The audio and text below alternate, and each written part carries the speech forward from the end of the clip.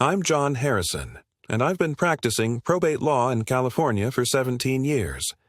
You might think probate is just about dusty old wills and accounting, but beneath the surface of legal documents, there's often a current of raw human emotion, greed, betrayal, and profound loss.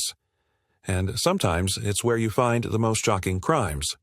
I still remember the day Eleanor Vance walked into my Sacramento office, her face a roadmap of exhaustion and worry. Her father, Arthur, had been gone for 2 years, and the grief was still a fresh wound. But what truly brought her to me, what truly broke her spirit, was the dawning, sickening realization that her own cousin, the man appointed executor of her father's estate, had systematically looted it, leaving her with virtually nothing. It was more than just money. It was her father's legacy, his life's work, slowly siphoned away by a relative she had once trusted implicitly. The executor, Mark Jenkins, hadn't just taken a little, he'd taken everything, not in one grand heist, but through a calculated years-long campaign of deception, leaving my client's inheritance in tatters. She was desperate, clinging to the hope that some justice could still be salvaged from the ruins of her family's trust. The stakes were monumental. Her entire inheritance, hundreds of thousands of dollars, and the very honor of her deceased father. Here's what you need to understand about how estates are supposed to work under California law. When someone passes away and leaves a will, or even if they don't, their assets go through a legal process called probate. During probate, a personal representative, often called an executor, is appointed by the court to gather the deceased person's assets, pay their debts, and distribute the remaining property to the rightful heirs. This isn't a casual role. It's a position of immense trust, carrying what we lawyers call a fiduciary duty. Under California Probate Code, Paragraph 9601, an executor has a legal obligation to act in the best interests of the estate and its beneficiaries.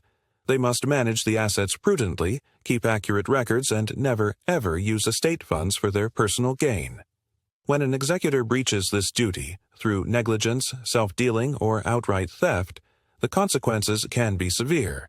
Not only can they be removed from their position under California Probate Code, Paragraph 8500, but they can also be held personally liable for damages. And if their actions are found to be in bad faith, or they are found to have wrongfully taken property, California Probate Code, Paragraph 859, allows the court to impose double damages, essentially penalizing them for their egregious misconduct. This legal framework is crucial, because it gives us the teeth we need to fight back against unscrupulous executors who think they can get away with stealing from the dead. Eleanor Vance, my client, was a woman who embodied quiet dignity.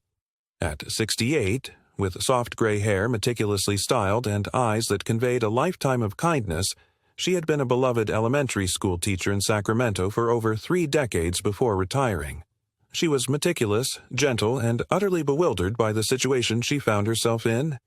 Her father, Arthur Vance, a successful real estate investor and a pillar of the community, had passed away 2 years prior at the age of 92. Arthur, ever the traditionalist, had named his nephew, Mark Jenkins, as the executor of his will, believing that family would always look out for family. Mark, Eleanor's cousin, was 55 years old, a man with a checkered past of failed entrepreneurial ventures and a penchant for lavish spending that far outstripped his apparent income. Eleanor hadn't been close with Mark for years. He'd always been something of an outsider, only resurfacing when he needed something.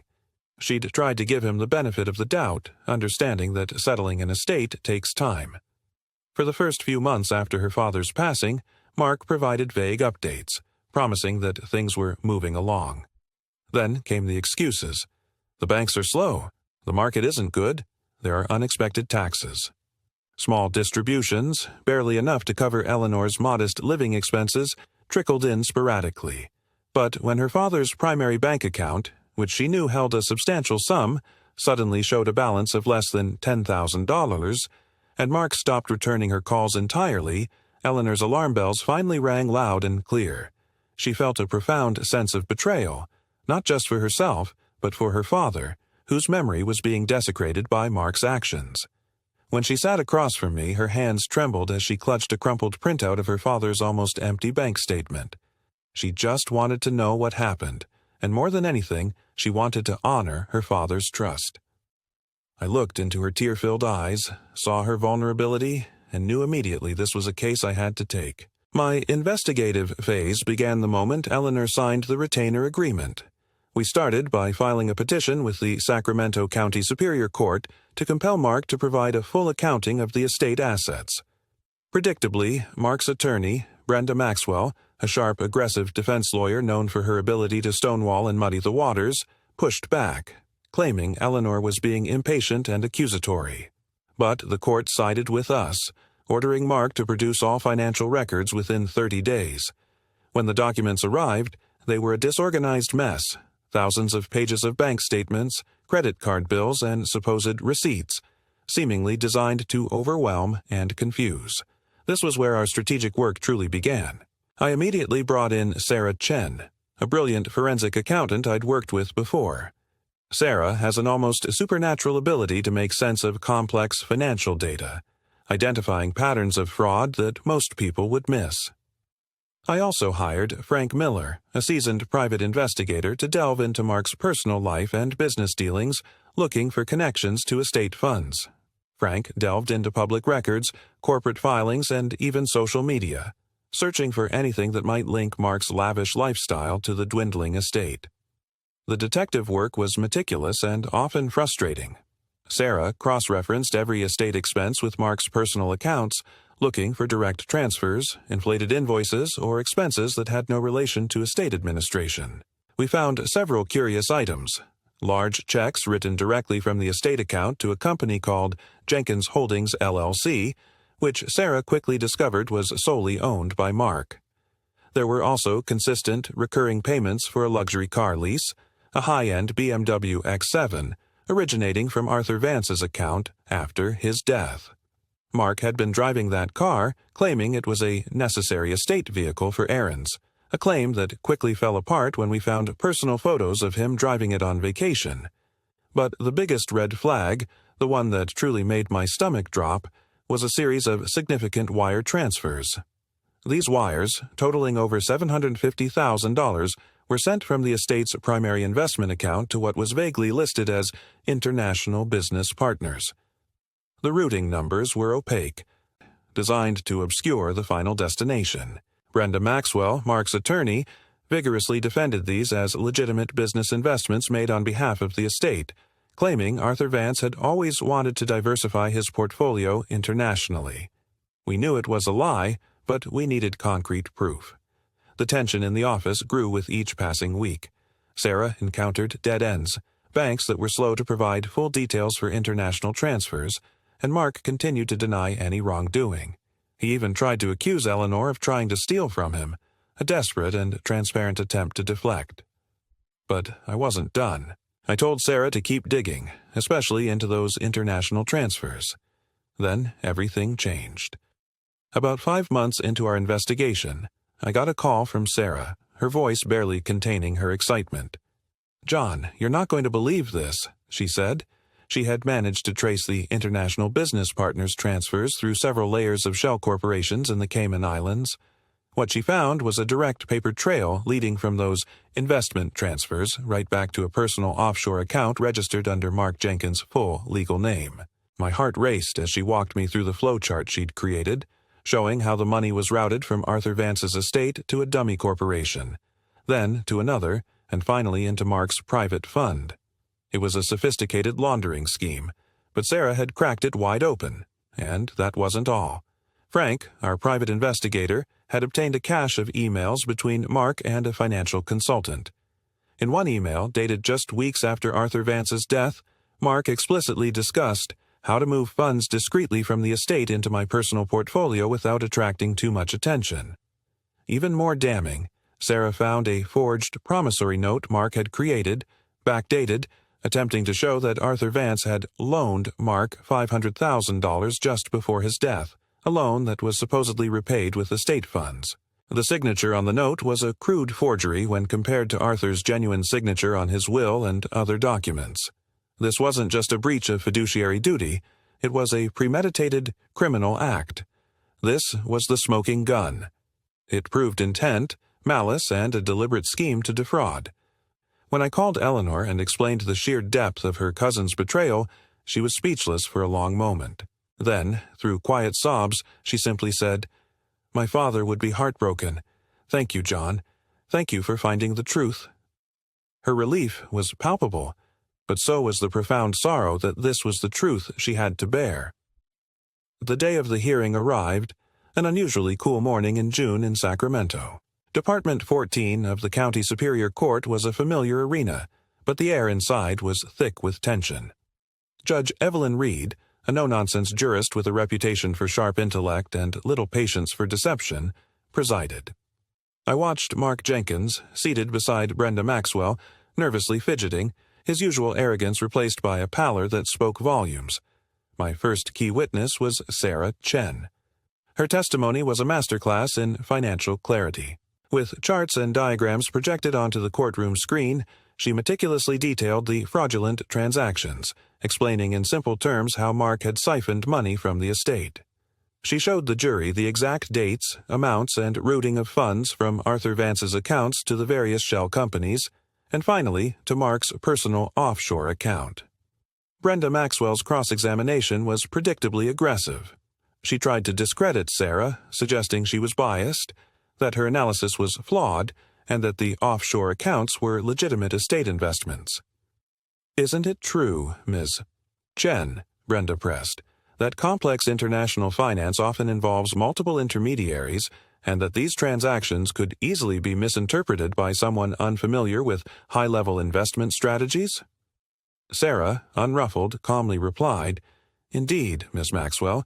However, when every single one of those intermediaries leads directly to an account held solely by the executor, and when the supposed investment yields no return to the estate but a substantial increase in the executor's personal wealth, it ceases to be complex investment strategy and becomes simple theft." The courtroom went silent. Then came my turn to cross-examine Mark Jenkins. He had initially tried to portray himself as an innocent, hard-working executor. I started gently, establishing his responsibilities, his knowledge of the estate's value. "Mr. Jenkins," I began, my voice steady, "you testified earlier that all expenses were legitimate and for the benefit of the estate. Is that still your testimony?" He puffed out his chest slightly. "Absolutely, Mr. Harrison. I acted with the utmost integrity. And you also stated that the $500,000 transferred to International Business Partners was a strategic estate investment, correct?" "That is correct." I then walked him through the emails Frank had found. "Mr. Jenkins, can you explain this email, dated April 12, 2022, just 3 weeks after Arthur Vance's passing, where you write, and I quote, 'Need to understand how to move funds discreetly from the estate into my personal portfolio without attracting too much attention.'" Mark's face drained of color. He stammered, That was just a hypothetical. I was exploring options for the estate. I wasn't done." "And can you then explain this document, Mr. Jenkins?" I held up the forged promissory note, enlarged and projected on the screen, comparing it side by side with Arthur Vance's authentic signature. "This document purports to be a loan from Arthur Vance to you for $500,000, which you claim was repaid from estate funds. Yet Ms. Chen found no record of this loan in Arthur's personal papers, nor in any of the estate's early inventory. In fact, our forensic expert states this signature is a forgery. Did Arthur Vance loan you this money, Mr. Jenkins?" He blanched, his eyes darting frantically to Brenda Maxwell, who had a look of utter defeat on her face. I don't recall. The details are hazy." "Hazy, Mr. Jenkins, or entirely fabricated?" I pressed, "because this loan repayment directly corresponds with a transfer of $500,000 from the estate to your personal offshore account. Are you suggesting that's a coincidence?" Mark's attempt at an answer dissolved into incoherent mumbling, his credibility utterly destroyed. Judge Reed's ruling was swift and unequivocal. She left no doubt about her findings, stating that Mark Jenkins had engaged in a calculated and egregious breach of his fiduciary duty, demonstrating a shocking disregard for the trust placed in him and the memory of the deceased. She ordered his immediate removal as executor, and, more importantly for Eleanor, ordered Mark to return every penny he had stolen. Applying California Probate Code Paragraph 859, the judge imposed double damages, bringing the total restitution to Eleanor to just over $1, say $2 million, including interest and legal fees. Furthermore, Judge Reed, noting the clear evidence of criminal fraud, referred the case to the Sacramento County District Attorney's Office for Criminal Investigation, strongly suggesting that Mark Jenkins would soon face far more severe consequences than just financial penalties. When the words "double damages" echoed in the courtroom, Eleanor gripped my hand, tears streaming silently down her face. It wasn't just about the money, it was the profound sense of justice, of having her father's legacy defended. For Mark, it was total ruin, his reputation in tatters, his assets seized, and the very real prospect of a long prison sentence hanging over him. Within weeks, the DA's office filed charges, and his criminal trial began. This case, like so many in probate law, taught me a powerful lesson about the dark side of human nature, but also about the resilience of the human spirit. Trust, but verify, isn't just a political adage. It's a vital principle when dealing with estate administration. The broader legal lesson for anyone watching is this: never assume that because someone is family, they will act with integrity when significant money is involved. The warning signs are usually there: evasiveness, a lack of transparency, repeated excuses for delays, or an unwillingness to provide clear financial records. If an executor seems to be living beyond their means, or if their explanations for expenses don't quite add up, these are huge red flags. My practical advice is simple.